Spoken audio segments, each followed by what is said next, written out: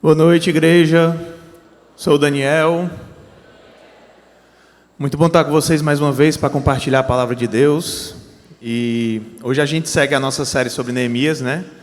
Vocês estiveram semana passada com o pastor Hamilton abrindo a série. E ele contou um pouquinho sobre a história de Neemias e eu gostaria de começar relembrando ela, bem rapidamente, para a gente entender como é que a gente chegou até aqui. Talvez você não tenha vindo domingo passado, talvez você esteja vindo pela primeira vez hoje. Então, quero falar para vocês sobre quem é esse cara, esse nosso protagonista da história de hoje. Bom, milênios atrás existia um povo, o povo hebreu, povo que foi escolhido por Deus para carregar a fé num único Deus verdadeiro. E esse povo, com o tempo, ele forma um reino e acaba se dividindo em dois: o reino de Israel, o reino do norte, e o reino de Judá, que é o reino do sul. O reino de Israel, em determinado momento, acaba sendo destruído, o seu povo é espalhado pelos assírios, e sobra só o reino de Judá, o reino que daria origem ao que até hoje nós chamamos de judeus. E esse povo também é conquistado pelos babilônios, lá no ano 586 a.C. Então eles são exilados da sua terra. Em Judá, onde ficava Jerusalém, a mesma Jerusalém que existe até hoje, lá em Israel atualmente, né? E os judeus são conquistados, são retirados da sua cidade, e a sua cidade é destruída, os muros caem, muitas casas são perdidas e quase todos são exilados lá na Babilônia.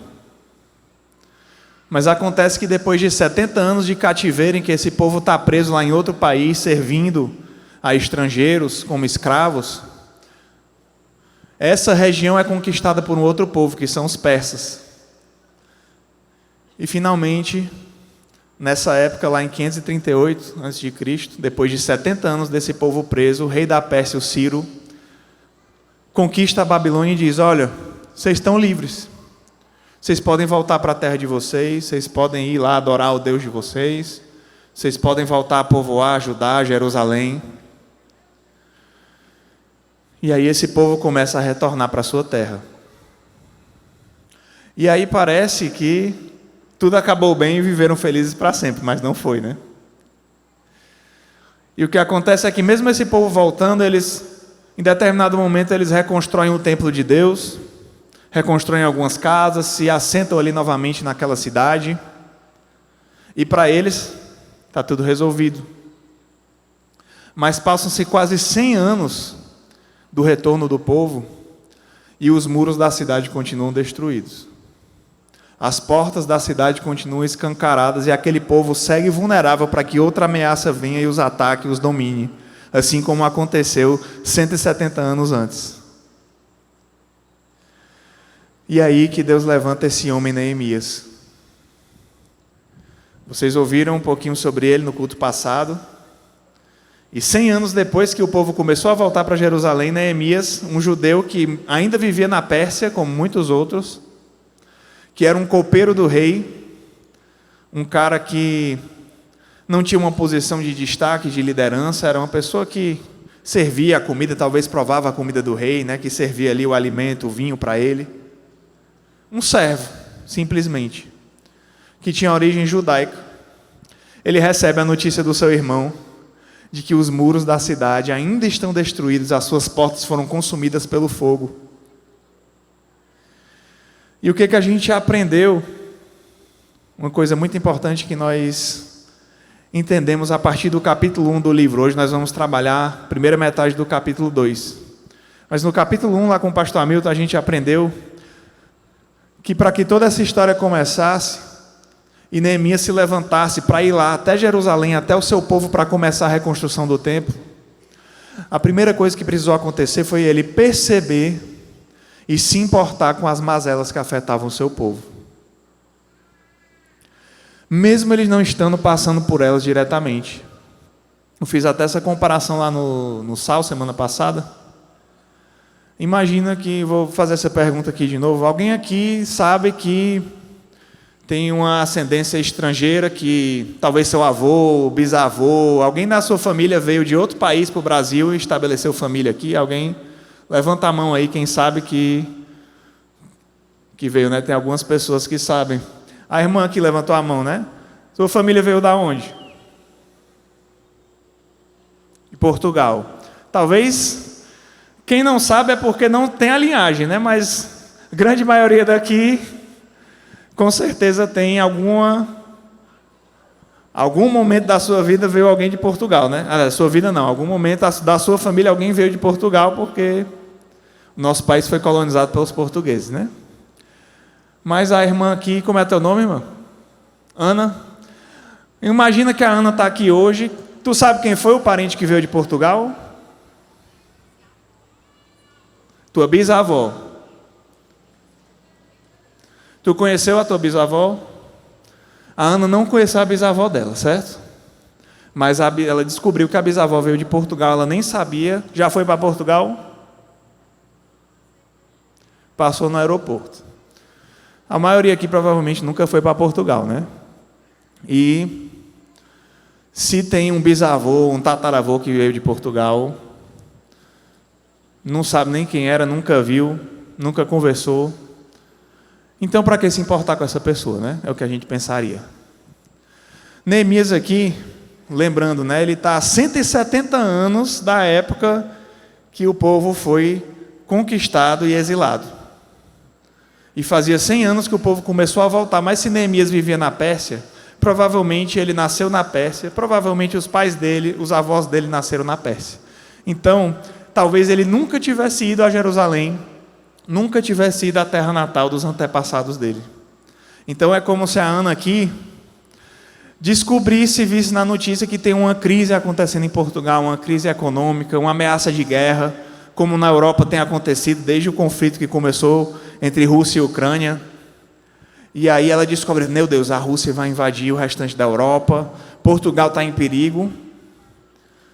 E ela não conhece ninguém da família dela de lá, ela não conheceu os antepassados, mas ela se compadece de tal forma com o povo daquele país que ela pensa, meu Deus, eu preciso jejuar por eles, eu preciso orar por eles, eu preciso fazer alguma coisa por esse país.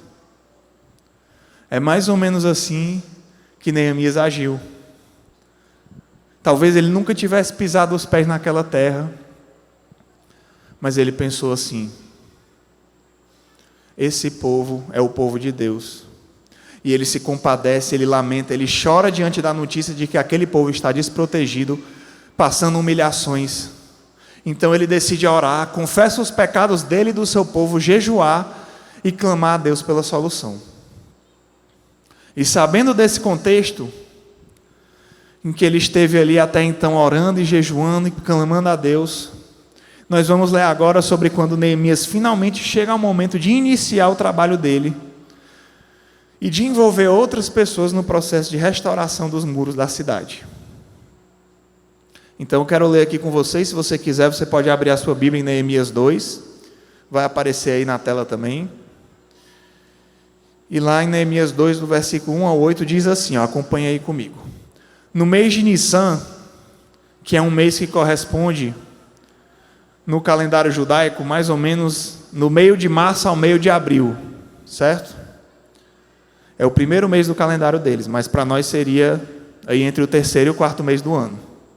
Então, no mês de Nisan, do 20º ano do rei Artaxerxes, que era o rei lá da Pérsia, na hora de servir o vinho, eu levei o vinho ao rei.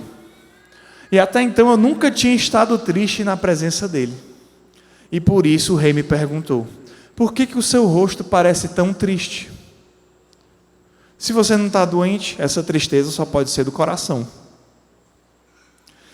E aí Neemias diz que com muito medo, ele está narrando aqui a história, com muito medo eu disse ao rei, que o rei viva para sempre. Como é que eu não estaria triste, meu senhor, se como é que o meu rosto não estaria triste se a cidade que estão sepultados os meus pais está em ruínas e as suas portas foram destruídas pelo fogo? Aqui quando ele fala aos seus pais, provavelmente ele se refere aos seus antepassados, não aos seus pais literalmente. Como é que eu não vou estar triste se o lugar onde o meu povo habita está em ruínas, os muros, eles estão desprotegidos? E aí o rei só responde assim, o que você quer me pedir? O que você deseja? E Neemias diz, aliás, antes de dizer, ele ora, né?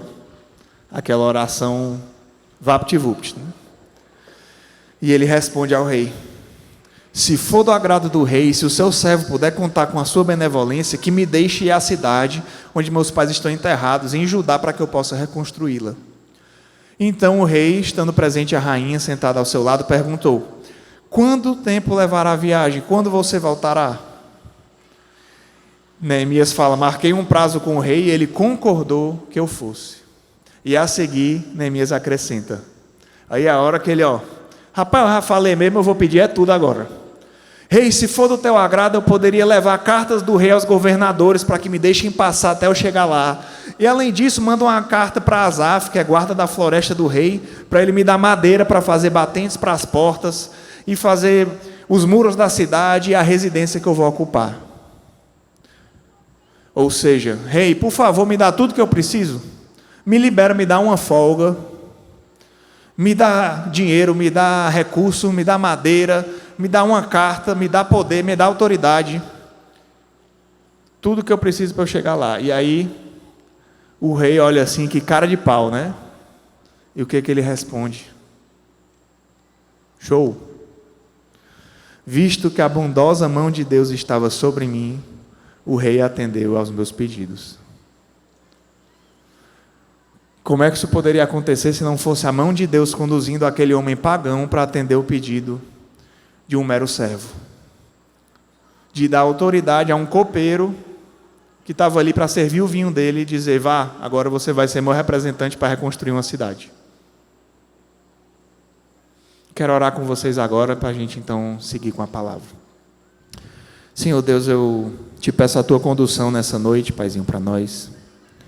Eu peço que o Senhor abra os nossos corações para a tua santa palavra, Senhor, para o que o Senhor quer comunicar para nós através do teu Espírito. Eu te peço, Senhor, que o Senhor nos levante hoje como reconstrutores, como restauradores, Senhor, de uma cidade, de um povo, de corações que estão quebrados, feridos e perdidos, Senhor, sem Ti. E que o Senhor possa nos levar para um caminho de entender que a nossa vida só depende do Senhor, que o Senhor abra as portas que o Senhor quer fechar, o Senhor abre as portas que o Senhor quer abrir, fecha as portas que o Senhor quer fechar. E crê, Senhor, que o Senhor está no controle de todas as coisas. Nos guia essa noite para que a gente abra os nossos ouvidos, os nossos corações para Te escutar, Senhor, e para que o Senhor nos ensine com a Tua palavra. É o que eu te oro em nome de Jesus. Amém. Bom, meus irmãos, eu quero explorar então esses 8 versículos aqui, na verdade, apenas trechos deles, e chegar aqui em 3 pequenas lições que nós podemos retirar dessa passagem que a gente acabou de ler. E para começar, eu queria já compartilhar a primeira delas. A primeira delas é preparar antes mesmo de planejar. Parece esquisito, né? Isso não faz sentido. Como é que eu vou estar me preparando se eu não estou me planejando? Eu vou explicar para vocês por quê. A gente já começou a aprender isso no domingo passado. E isso está muito bem ilustrado no primeiro versículo que nós lemos, olha só. No mês de Nissan, do 20º ano do rei, na hora de servir-lhe o vinho, levei-o ao rei. Isso aqui pode não significar nada para nós. Mas se você prestar atenção no primeiro e no segundo capítulo, você vai ver o tempo que se passou entre um e outro. Para você pode ser 5 minutos de leitura. Mas para Neemias foram 4 meses. Lá no primeiro capítulo a gente lê que quando Neemias recebe o seu irmão e ele dá a notícia de que a cidade está com os muros destruídos, ele recebe essa notícia no mês de Quisleu. Esse mês é o 9º mês do calendário judaico, que vale a mais ou menos metade de novembro a metade de dezembro. Então seria um pouco depois, talvez semana que vem, do que a gente está agora. Mas vocês lembram que eu falei que o mês de Nissan, ele equivale ao meio de março ao meio de abril.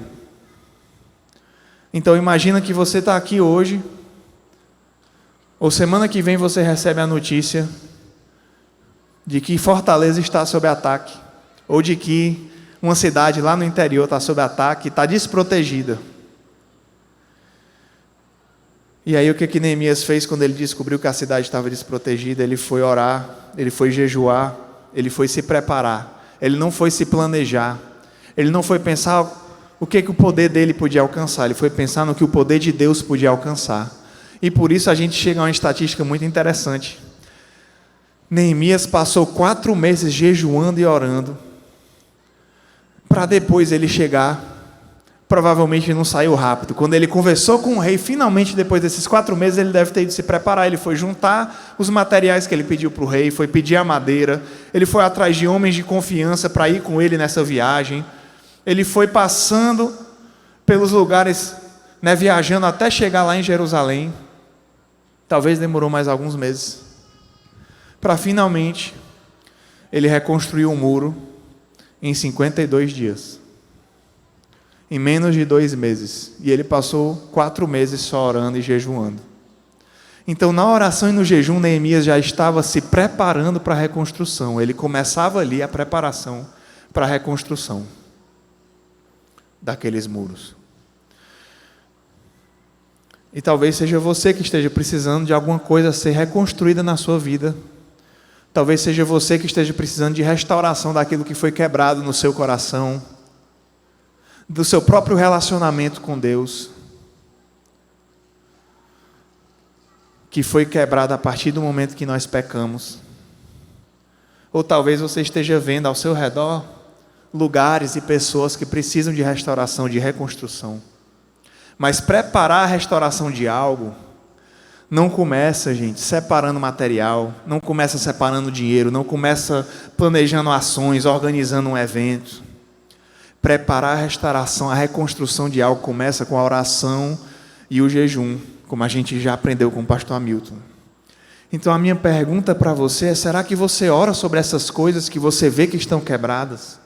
Será que você tem orado pelos perdidos? Os que você conhece, os que não conhece, os necessitados, os cansados, os sobrecarregados. Será que você tem orado, se importado com eles? Porque se você não der o passo de se importar, não adianta nada tudo que a gente vai ouvir hoje, o restante da mensagem que eu vou falar, as outras lições que nós vamos tirar, porque se você não começa se importando, você nunca vai dar o passo de fazer nada prático. Ou se você fizer, vai ser para satisfazer algum desejo pessoal seu, de se sentir útil, de sentir aquele quentinho no coração que é bom quando a gente serve, mas não de saber que você está sendo chamado e conduzido por Deus. Imagina que Neemias não tivesse se importado com aquele povo. Ele nunca teria movido uma palha. Aliás, o rei nem teria percebido que ele estava triste, porque ele não estaria triste, porque ele não liga. Aquele povo que se lasque. Não tenho nada a ver com eles. Nunca nem fui naquela cidade. Ou se quando muito ele tivesse ficado triste, mas não seria o suficiente para fazer algo a respeito. Seria só assim: poxa, que pena, como quando a gente vê um vídeo triste na internet, de uma criança doente, de um cachorro que tem que fazer cirurgia, e, oh meu Deus, bichinho, né? Passa o próximo vídeo.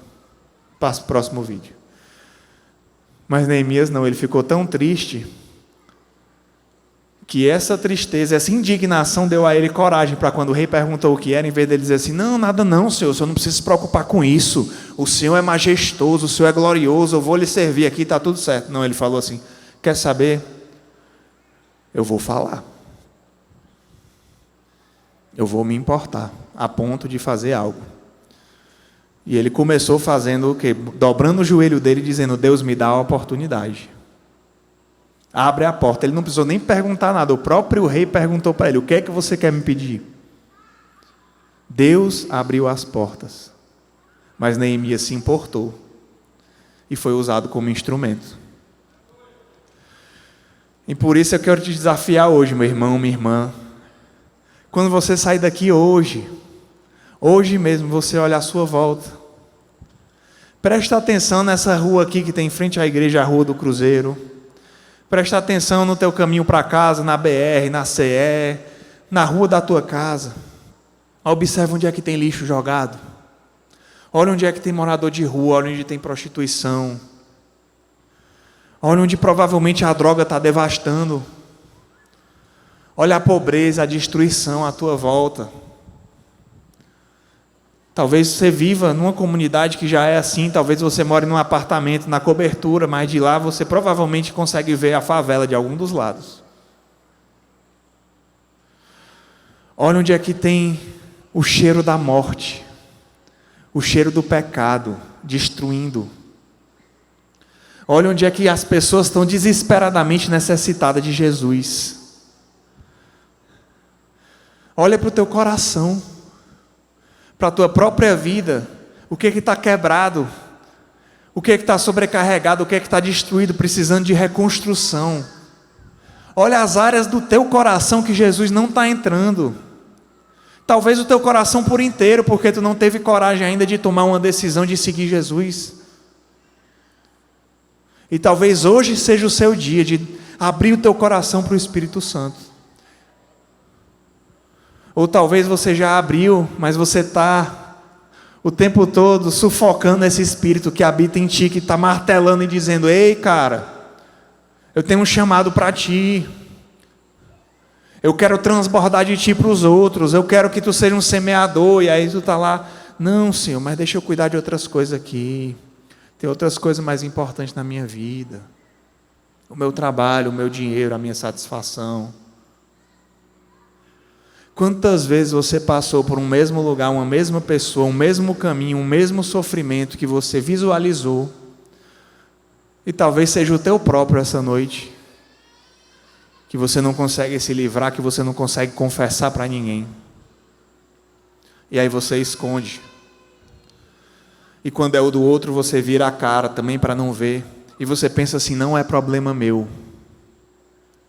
E o que eu te quero convidar a dizer hoje é dizer assim: é problema meu.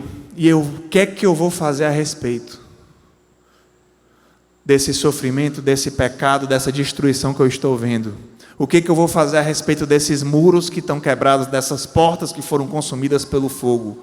Como é que eu vou ajudar a reconstruir isso? O que Deus está falando comigo sobre isso? E perceba, irmão, que até aqui tudo tinha acontecido no coração de Neemias, no relacionamento dele com Deus, ele falando com Deus e pedindo uma oportunidade. E a única coisa que ele faz é se preparar, dizendo: Senhor, me dá a chance. Senhor, abre a porta. Mas aí ele chega na hora de ir aos homens, ele chega na hora de ir para a prática, porque na medida que nós buscamos a Deus, Deus nos confronta a amar o nosso próximo, Deus nos confronta a nos sacrificar por Ele, e aí a gente não consegue mais ficar só na teoria, a gente não consegue nem mesmo ficar só na oração, que é uma coisa essencial para a nossa vida. Um cristão que faz tudo e não ora por aquilo, ele está correndo atrás do vento, ele está fazendo um monte de coisa para ele, mas sem consultar a Deus se é isso que ele quer. Mas um cristão que fica preso dentro do quarto, só orando também, não faz nada, é alguém que está achando que vai viver igual os gnósticos, né? Que achava que a carne não prestava, só o espírito. E aí o corpo não serve para nada, mas Deus te fez com um corpo para tu fazer coisas também. Para tu ir lá e abraçar o necessitado e alimentar o faminto, e dar água ao que tem sede e visitar o preso. Não foi só para o cara que está passando fome e pedir comida e tu dizer assim: vou orar por você, não. Tem hora que é de orar e tem hora que é de fazer. Ou melhor, acho que geralmente é os dois ao mesmo tempo, né? E é por isso que chega o momento que Neemias entende: chegou a minha hora, chegou a minha oportunidade. O que ele faz? A nossa segunda lição: ele pede ajuda para quem tem o poder de ajudar. Ele pede ajuda para começar a reconstrução. O primeiro passo de Neemias foi perceber, se importar e então se preparar em oração. Mas o segundo passo dele depois disso é: agora eu vou começar o plano. Agora eu vou pedir ajuda para quem é capaz de cumprir o plano. Pedir ajuda para a reconstrução. E diz assim: com muito medo eu disse ao rei: como é que eu não vou estar triste se a cidade que estão sepultados meus pais está em ruínas? E o próprio rei fala: o que é que você gostaria de pedir? Neemias foi vulnerável, ele foi cara de pau com o rei. Às vezes a gente tem que ter cara de pau se for para Jesus. Ele estava com medo, mas ele pediu ajuda, porque ele sabia que o rei tinha condições de ajudar. Qual foi o plano de ação de Neemias para começar? Abordar a autoridade máxima para pedir tempo, autoridade e recursos. E eu quero destacar, meus irmãos, que esse rei ele não era judeu, ele era um pagão, tinha outra religião, ele não era do mesmo povo, da mesma fé, Mas ainda assim Deus mandou aquele cara para ajudar Neemias, para ajudar todo o povo de Deus. Assim como 100 anos antes ele tinha feito, mandando o rei Ciro para libertar o povo da escravidão e do exílio. O rei ele envia Neemias oficialmente a Jerusalém, e ele dá para Neemias autoridade, proteção e recursos para a viagem, para reconstruir os muros.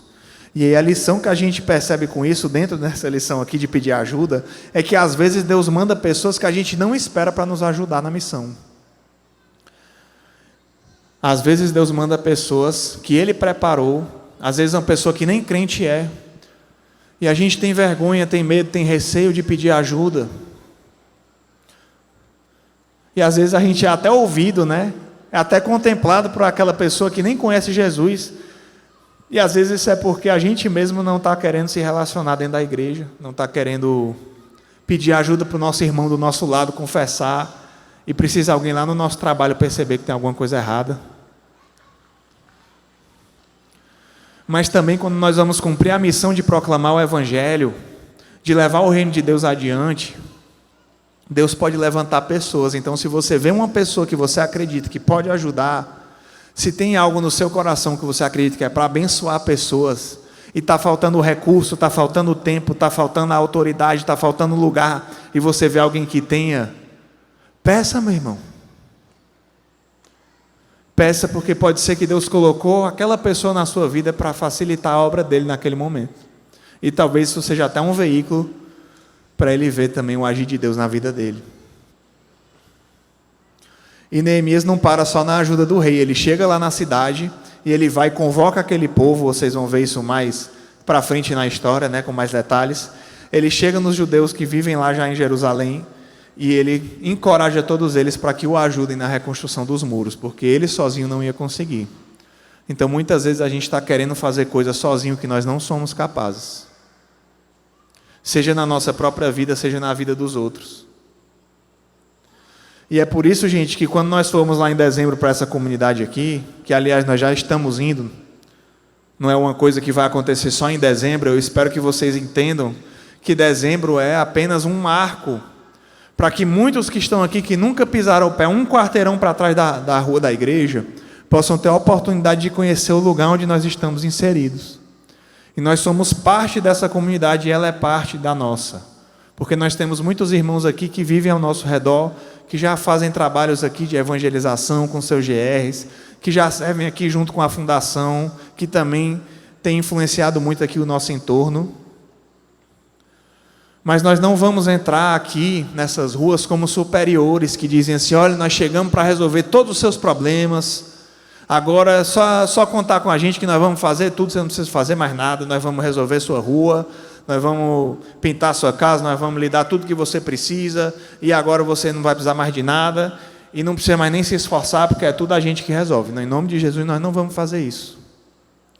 É o contrário, nós estamos indo para lá como irmãos, para dizer assim: olha, gente, nós estamos vendo aqui o que Deus já está fazendo no meio de vocês, e nós queremos convidar vocês para nos ajudar, ou melhor, a gente ajudar vocês a restaurar o que muitos esqueceram, a restaurar o que talvez o governo esqueceu, a restaurar o que algumas pessoas que até vivem por aqui estão causando, por exemplo, com a questão do lixo, com a questão da droga, e causando mal a outras pessoas que não desejam isso. E nós estamos aqui para chegar e dizer: olha, vamos reconstruir juntos, vamos abraçar o nosso bairro juntos. Nós aqui como igreja estamos para colaborar com esses irmãos que estão espalhados aqui ao nosso redor. E é por isso que a terceira lição que a gente tira aqui da nossa passagem é: eu preciso oferecer o que eu tenho. Porque Neemias não foi só e pediu ao rei o que ele não tinha, mas ele ofereceu o pouco que ele tinha. Ele disse, primeiro de tudo: eis-me aqui, Senhor. E a gente vê aqui o momento que Neemias partiu para a prática. Quando o rei pergunta o que é que ele quer, Neemias responde. Ele diz: orei ao Deus dos céus. E olha só, falei que Neemias passou 4 meses jejuando e orando, mas essa oração aqui, eu tenho certeza que foi bem rapidinho, né? Porque ele estava face a face com o rei, não dava tempo dele pensar muito. Então ele deve ter falado assim: Senhor, me abençoa, me dá sabedoria.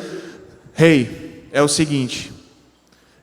Ele não falou, mas ele sabia: eu estou aqui na autoridade do Senhor, dos senhores, do Rei dos reis, que é maior do que esse rei. Então eu vou pedir agora e ele vai me dar. Rei, deixa eu ir lá para Jerusalém e me dá recursos, e me dá autoridade, e me dá tempo para eu fazer isso. E a Bíblia diz que, como a bondosa mão de Deus estava sobre ele, o rei atendeu o seu pedido. A minha pergunta para vocês agora é assim: Neemias, por acaso ele era um construtor para ir lá reconstruir o muro? Ele era um pedreiro, um arquiteto, um engenheiro? Será que ele era um líder religioso ou político para ele encorajar todas aquelas pessoas em torno da mesma causa? Será que ele era um governante que tinha poder para mobilizar aquele povo e para passar por cima das autoridades que iam querer atrapalhar a reconstrução dos muros? Neemias não era construtor, não era líder, não era governante, não era influente, não era poderoso, ele era um copeiro. Então, se você está aqui e você é um garçom, é um cozinheiro, se você é um zelador, se você é um arquiteto, se você é um médico, se você é um advogado, se você é um professor, se você é uma empregada doméstica, se você é um enfermeiro, se você é, enfim, milhões de outras profissões, se você está desempregado, ainda assim Deus tem algo que você pode fazer para o reino dele. Você não precisa ser um poderoso, você não precisa ser um rico, você não precisa ser um líder, porque Neemias foi e ofereceu o que ele tinha. Vamos ver aqui o que Neemias tinha.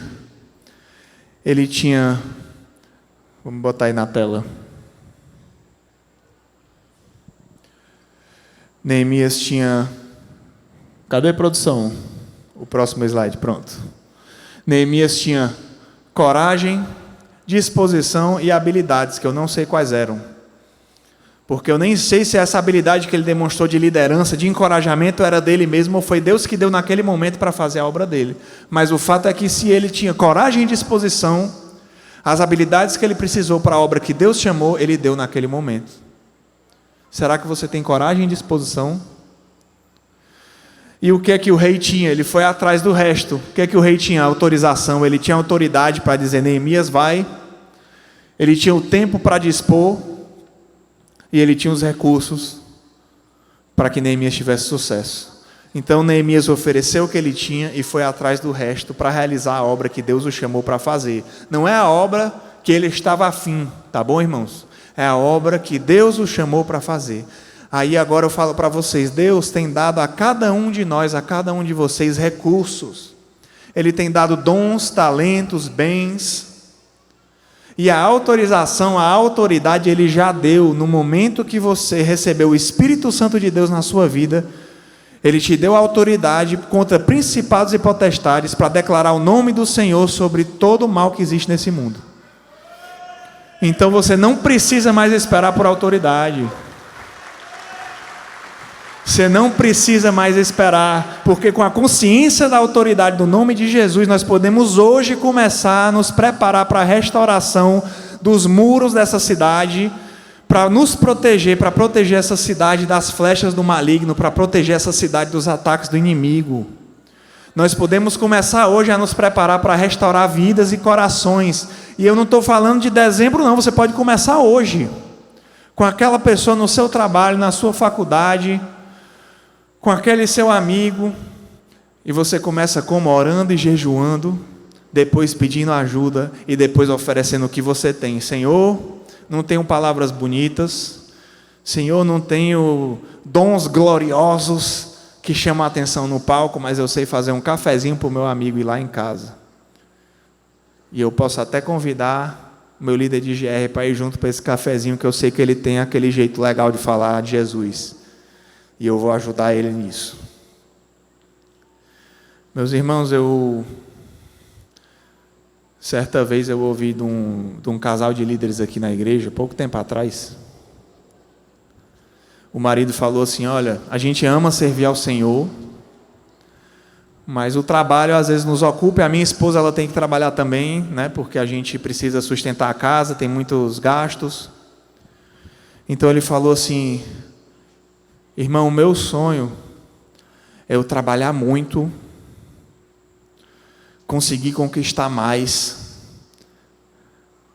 Para quê, gente? Para que geralmente a gente quer conquistar mais? Geralmente é para a gente fazer a viagem dos sonhos, né? Para a gente ter liberdade financeira total, usufruir dos bens desse mundo. Não tem nada de errado fazer uma viagem, usufruir das coisas, eu também faço. Mas olha o que é que esse cara falou. Eu quero trabalhar mais porque a minha mulher ela tem um desejo de servir a Deus. E como alguém tem que trabalhar, então eu quero trabalhar a ponto da minha mulher poder não ter que trabalhar mais em tempo integral, para ela poder ter mais tempo para servir a Deus.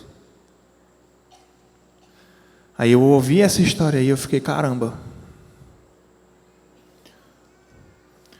E se ele puder, eu tenho certeza que ele vai ter o tanto que ele precisa para poder se sustentar e poder servir mais também, porque eu conheço o irmão e sei que o irmão é servo.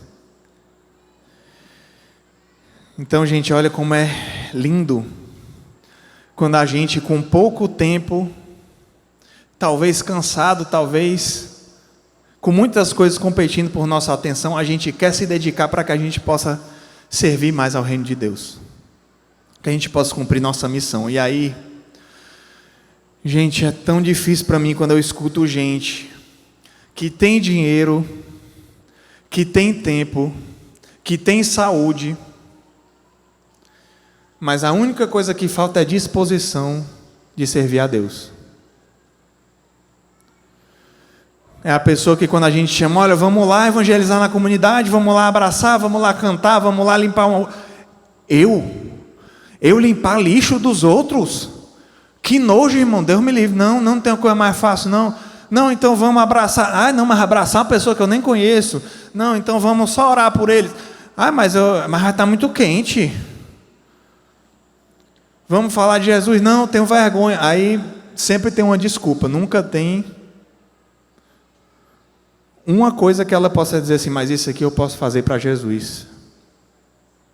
Ah, eu não gosto de participar dessas coisas, eu prefiro ir só para o domingo. É tão bom lá o domingo, tem as músicas bonitas. Aí o pastor, ele fala umas palavras tão legal, só que aí quando você presta atenção no que a gente fala aqui, aí você está lascado, né? Porque a gente nem sempre vai amaciar o ego. E aí é tão bom vir aqui para o domingo, cantar as músicas, sair feliz, renovado, mas aí, se você parar para escutar o que Deus está falando, você vai entender que Deus não está interessado só na sua alegria o tempo todo, só no seu bem-estar. Ele está interessado que você cumpra a missão que Ele te deu. É muito triste, gente, quando uma pessoa com tempo, com recurso, com saúde, decide dispor isso só para coisas vãs. E eu sou uma pessoa que gosta de entretenimento, gosta de me divertir, gosta de estar com meus amigos, gosta dos meus passatempos, mas a gente não pode deixar o reino de Deus de lado, gente. A gente não tem mais tempo a perder. A gente não tem mais tempo a perder. Jesus está voltando. Vocês ouviram o pastor falando aqui na oferta. Se Jesus voltar amanhã, qual vai ser teu arrependimento? Poxa, eu queria ter feito mais hora extra. Poxa, eu queria ter comprado aquela Hilux. Ou será que era, poxa, eu queria ter ministrado mais na vida dos meus filhos, passar tempo de qualidade com eles. Poxa, eu queria ter falado de Jesus para aquele cara. Jesus não precisa voltar não, gente. Eu já conheci gente que eu demorei para falar de Jesus, ou para ser mais intencional, e a pessoa morreu. E agora eu não posso mais. Tem um amigo de escola, eu falei isso anos atrás aqui, que eu creio que esteja ao lado do Pai, que seguia Jesus na escola, mas em determinado momento se afastou, começou uma vida fora dos caminhos de Deus. Eu quero crer que o Senhor estava o chamando de volta, mas ele morreu porque bebeu e caiu dentro de um lago e se afogou sozinho. Teve um outro que eu conheci num acampamento, usuário de drogas, estava lá contra a vontade, mas durante o acampamento se emocionou numa palavra, pediu oração, e eu fiquei, cara, eu preciso ligar para esse cara, eu preciso convidar esse menino para vir na igreja de novo, eu preciso convidar ele para ir para um GR. E aí foi passando o tempo, e eu, poxa, me lembrando daquele cara, e aí ficava no fundo da minha mente ali, aquele rapaz. Até que vieram e me falaram, olha, aquele menino foi executado. Igual a história que eu ouvi ontem aqui no encontro da liderança ali da Sônia, né? Que passou a mesma situação com um rapaz que ela evangelizou, e para a glória de Deus ela não perdeu tempo no projeto lá na praça que eles têm lá perto do Rio Mar, onde o rapaz chegou alterado com drogas, e ela foi lá e falou de Jesus e orou por ele, e viu os olhos dele se transformarem, e aquele rapaz foi executado na mesma semana. E só o Senhor sabe onde é que ele está.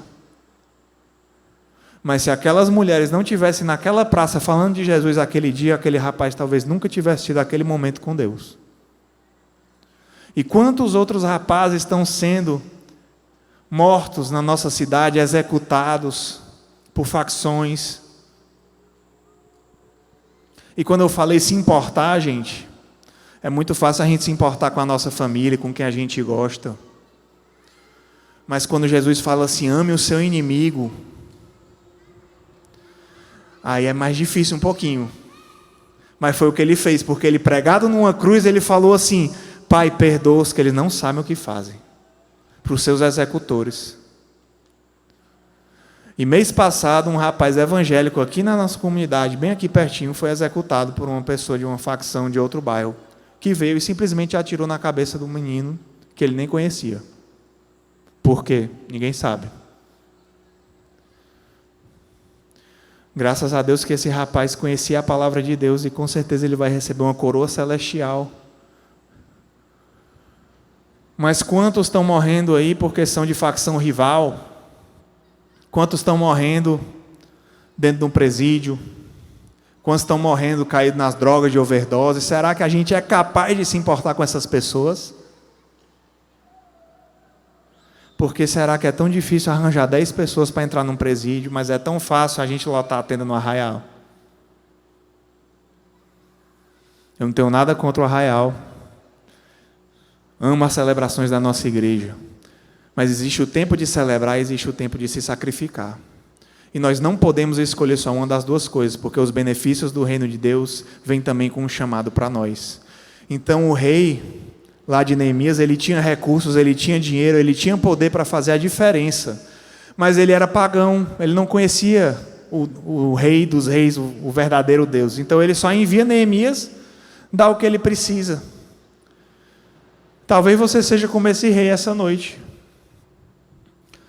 Não estou interessado se você tem os recursos ou não para nos dar. Não estou interessado se você é rico ou pobre.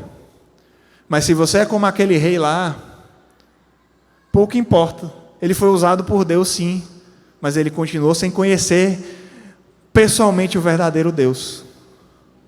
Se você é como aquele rei, é você que precisa ser reconstruído hoje.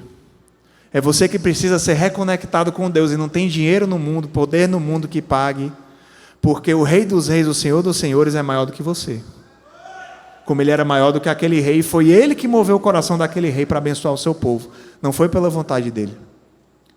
Talvez você seja o Neemias hoje, um cara que quer fazer o bem e não sabe como começar. E eu te convoco hoje, se levanta em oração, pede a Deus a oportunidade para abrir as portas, procura pessoas para te ajudar.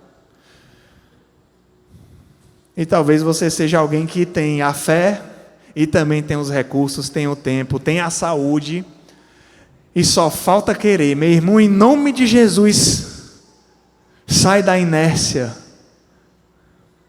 Não dá mais tempo de perder tempo. Deus está nos chamando hoje. Eu quero pausar aqui rapidamente para falar para você sobre dezembro. Mas que a gente não se limite a dezembro, mas eu quero falar sobre especificamente essas ações que nós vamos fazer aqui na comunidade, o que você pode fazer. O pastor Daniel já falou, então não vou falar todas as coisas como ele já disse, eu só vou resumir 4 formas que você pode contribuir. Orando, ore por esse tempo com o seu GR, com a sua família, na sua casa. Ofertando, A gente não quer o seu dinheiro, mas, cara, eu trabalho com tinta, trabalho com material de limpeza, luva, sei lá, eu quero dar um balde de tinta para a gente pintar uma rua. Eu quero dar material para a gente poder tirar o lixo da rua. Eu quero colocar uma tenda para o pessoal ficar na sombra quando for ter atendimento psicológico. Eu quero dar alimento para a gente compartilhar com o pessoal que a gente vai evangelizar. Pois vai lá no Conexão e fala, olha, eu quero doar isso aqui. E você pode principalmente doar o seu tempo. Seja oferecendo atendimento especializado do que você é capaz de oferecer para essas pessoas de graça, seja servindo numa das áreas disponíveis, evangelizando, orando, limpando, pintando, convidando as pessoas para participar. Então, eu te chamo. No final, se você quer servir lá em dezembro, qualquer um dos dias, qualquer um dos horários, passa lá no Conexão. Nicole está capitaneando aí o time para receber vocês, para que vocês possam oferecer o seu serviço ao Senhor e às pessoas que estão precisando aqui em volta. A pergunta para vocês é: o que Deus tem dado a cada um de vocês, a cada um de nós para o cumprimento da missão? É recurso material? Então ofereça. É conhecimento? Então use esse conhecimento para abençoar pessoas. São dons? É intercessão, é fé, é misericórdia, é evangelização, é amor. Então ofereça o seu dom. Não guarde, não retenha os dons que Deus te deu. Aí eu anotei aqui um pensamento que pode estar na sua cabeça agora. Talvez você pense, mas eu não tenho nada disso. Primeiro que se você tem o Espírito Santo de Deus, você tem pelo menos um dom. Pode ter certeza. E o seu dom não é baseado nas suas habilidades humanas, é no Espírito que te dá. Mas talvez você tenha pensado assim, eu não sei fazer nada. Aí eu digo, mude a sua frase, diga assim: Deus, eu não sei o que fazer, mas eis-me aqui. Eis-me aqui. Se eu não sei o que eu vou fazer, não sei fazer nada.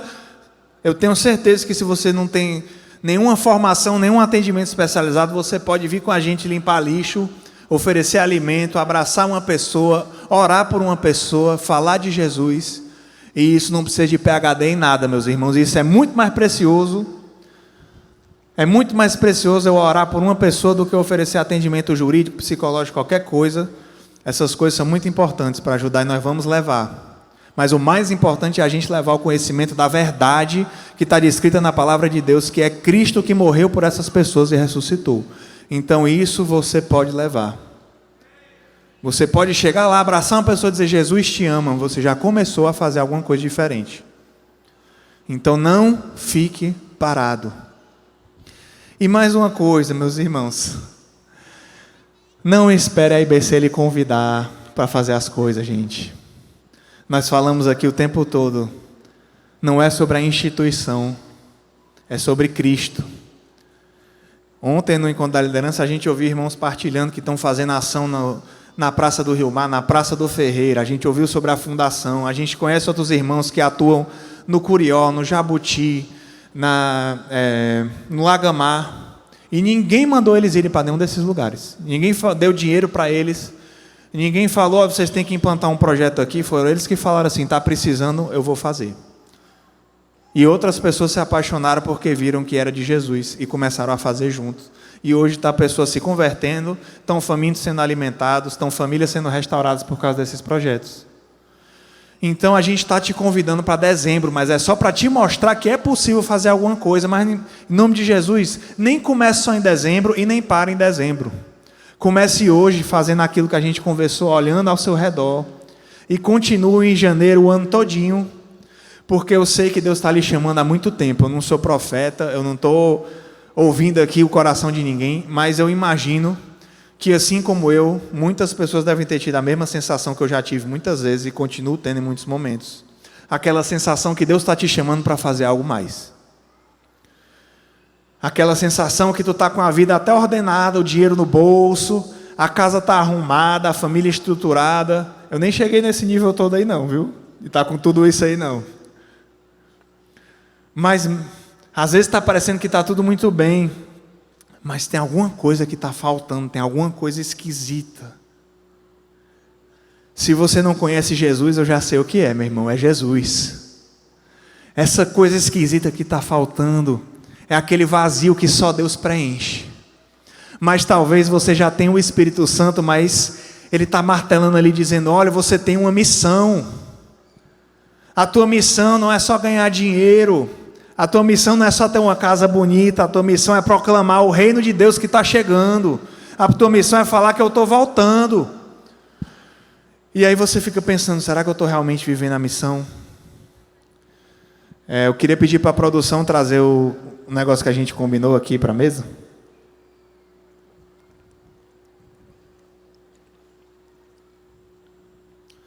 E o pessoal da banda já pode ir se preparando para a entrada. Obrigado. Gente, eu estou aqui com 2 chapéuzinhos, certo? Alguém sabe o que é isso aqui? Isso aqui é um capacete de soldado medieval, né? Cavaleiro. Isso aqui vocês sabem, né? Uma coroa. Eu quero contar uma história para vocês aqui. Ano passado eu estive em São Paulo e eu estava numa conferência e chegou um cara muito diferente, assim, chamado David Pierce. Ele é um cara de 70 anos, com uns dread desse tamanho até aqui, que só fala gritando. E uns 50 anos atrás ele se converteu e ele resolveu que ele ia proclamar Jesus. E aí como é que ele quis proclamar? Rapaz, como ele era da loucura, ele disse: eu não vou proclamar do jeito normal, não.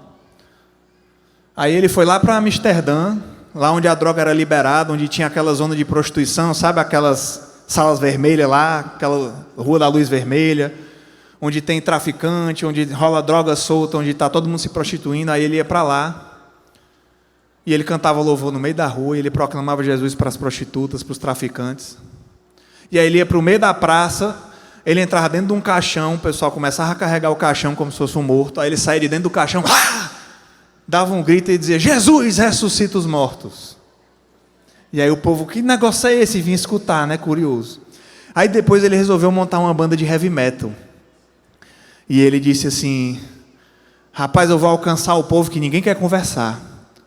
Porque estava na época do comunismo, então tinha comunistas radicais, ateus, e do outro lado os neonazistas, punks, violentíssimos. E aí ele ia para os shows dos neonazistas, tocava uma banda lá, satânica, e aí ele entrava com a banda dele toda de preto lá. Ele começava a cantar: eu amo sexo, sexo é bom demais. E a galera: uhul! E aí ele: sexo é muito bom, dentro do casamento, como Deus planejou. Aí pronto, o pessoal começava a gritar, cuspir nele, xingar ele. E ele começava a pregar Jesus, começava a cantar um louvor no meio do heavy metal. E aí, no meio das cuspidas, dos xingamentos, 20, 30 pessoas se convertiam. E assim ele foi pregando por toda a Europa Oriental, que era toda comunista, onde existiam pouquíssimas igrejas, e foi levando muitas pessoas a Cristo, levando para as igrejas locais.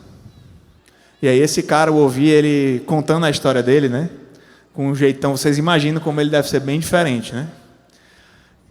E ele vai contando toda essa história, e ele fala assim: olha, mas agora eu preciso falar para vocês que existe uma diferença entre ser um soldado e um civil no reino de Deus.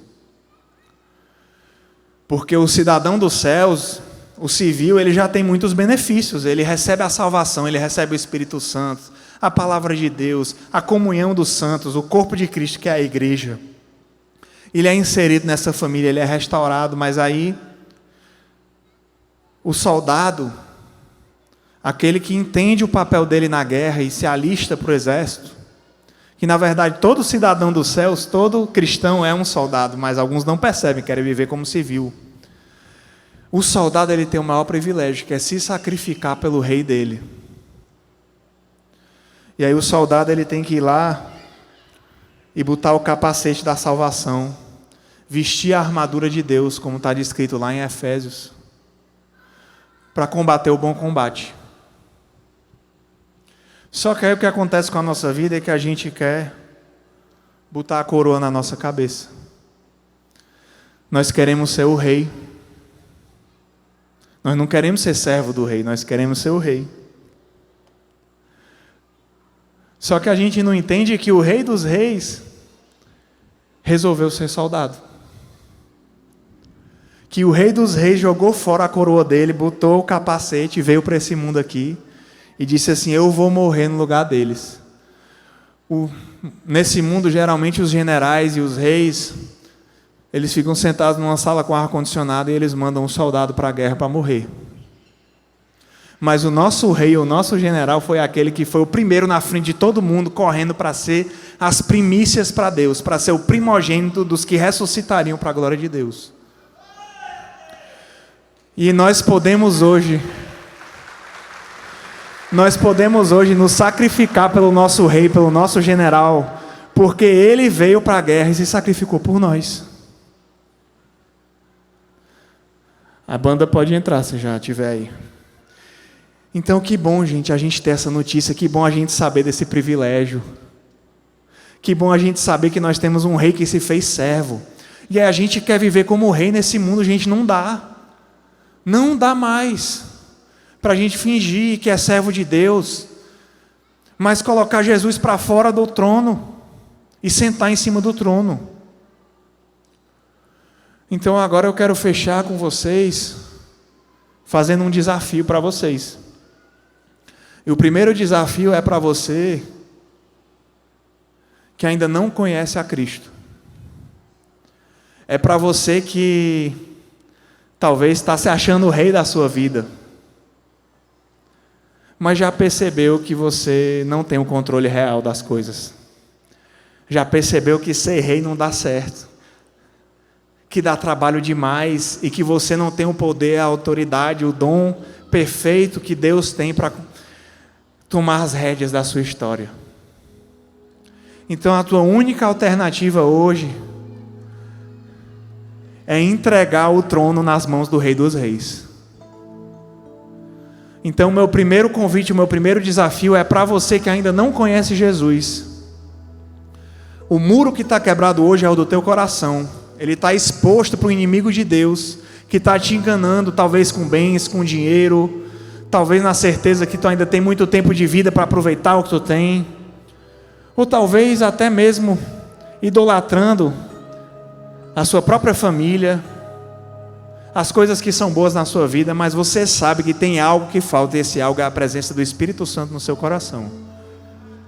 Então, se você hoje quer entregar a sua vida a Jesus, quer dizer: Senhor, agora eu quero que o Senhor reine sobre a minha vida, levante a sua mão agora, que nós vamos orar por você, para que você receba. Tem um ali em nome de Jesus. Deus te abençoe, louvado seja Deus. Você pode vir aqui à frente. Louvado seja Deus. Se tem mais alguém que quer entregar a sua vida hoje a Jesus, essa é a sua hora, esse é o seu momento. Não dá mais para perder tempo. Não deixe para amanhã, você não sabe qual é o seu amanhã. Então entrega hoje a tua vida a Cristo. Se tem mais alguém, levanta a tua mão e vem aqui à frente em nome de Jesus. Chegou a tua hora. Te abençoe, meu. Chegou a tua hora.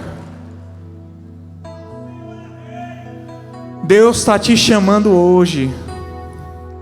Deus está te chamando hoje. Se tem mais alguém aqui que quer receber Cristo ainda hoje no seu coração, não perca tempo, é a sua hora.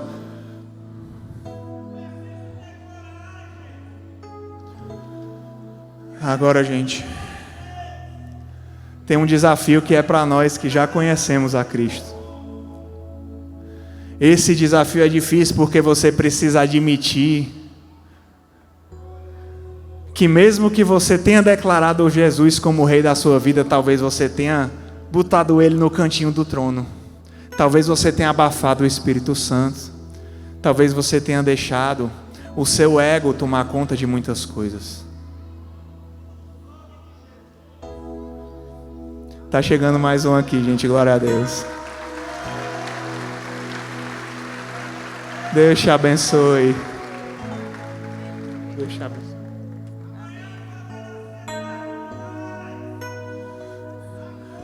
Eu quero fazer, se tem alguém que ainda quer aceitar Jesus, você pode vir ainda aqui à frente, tá certo? Não é tarde, não é tarde.